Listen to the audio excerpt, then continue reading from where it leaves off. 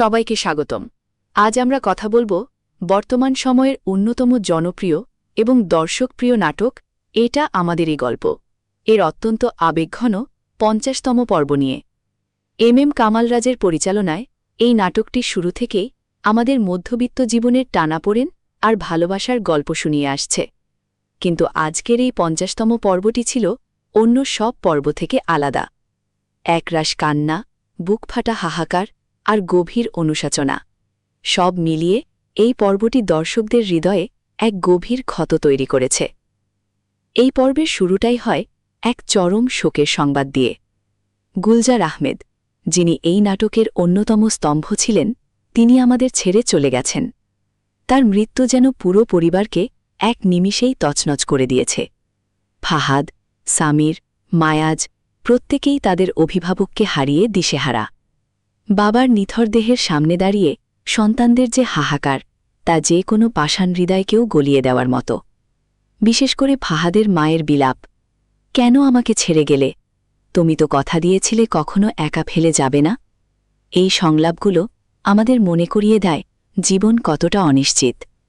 অভিনেতা বাশার এবং পায়েলের অভিনয় এই দৃশ্যে এতটাই জীবন্ত ছিল যে মনে হচ্ছিল এটি কোনো নাটক নয়, বরং বাস্তবের কোনো এক করুণ দৃশ্য। এই পর্বের সবচেয়ে শক্তিশালী দিক ছিল ফাহাদের চরিত্রের পরিবর্তন এবং তার গভীর অনুশোচনা। আমরা দেখেছি ফাহাদ তার বাবার সাথে কতটা কঠোর আচরণ করেছিল, শুধুমাত্র নিজের ভবিষ্যতের দোহাই দিয়ে। বাবার মৃতদেহের সামনে দাঁড়িয়ে তার কান্না, আব্বা, একবার চোখ খুলে তাকাও, আমাকে অন্তত একবার ক্ষমা চাওয়ার সুযোগ দাও। এই দৃশ্যটি ছিল পর্বের মূল প্রাণ। সে তার ভুল বুঝতে পেরেছে, কিন্তু ততক্ষণে অনেক দেরি হয়ে গেছে। সে তার বাবার ভিটেমাটি ফেরত নিয়ে এসেছে ঠিকই, কিন্তু যে মানুষটির জন্য এই আয়োজন, সেই মানুষটি আজ আর নেই।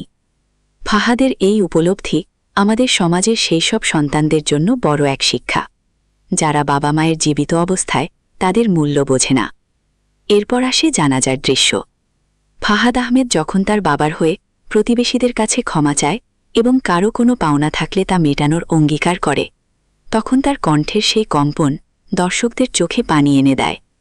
জানাজার এই দৃশ্যটি অত্যন্ত সাবলীলভাবে চিত্রায়িত করা হয়েছে, যা আমাদের ধর্মীয় ও সামাজিক রীতির এক নিখুঁত প্রতিফলন। আল্লাহু আকবার ধ্বনির সাথে সাথে গুলজার আহমেদের চিরবিদায় যেন এক যুগের অবসান ঘটাল। সবশেষে বলা যায়, এটা আমাদেরই গল্পের ৫০তম পর্বটি ছিল অভিনয়, পরিচালনা এবং চিত্রানট্যের এক চমৎকার মিশেল। বিশেষ করে সাজ্জাদ এবং সাবিলা নূরের অভিনয় ছিল অনবদ্য। এই পর্বটি আমাদের শেখায় যে ক্ষমা চাওয়ার সুযোগ সবসময় থাকে না, তাই প্রিয়জনদের জীবিত থাকতেই তাদের আগলে রাখা উচিত।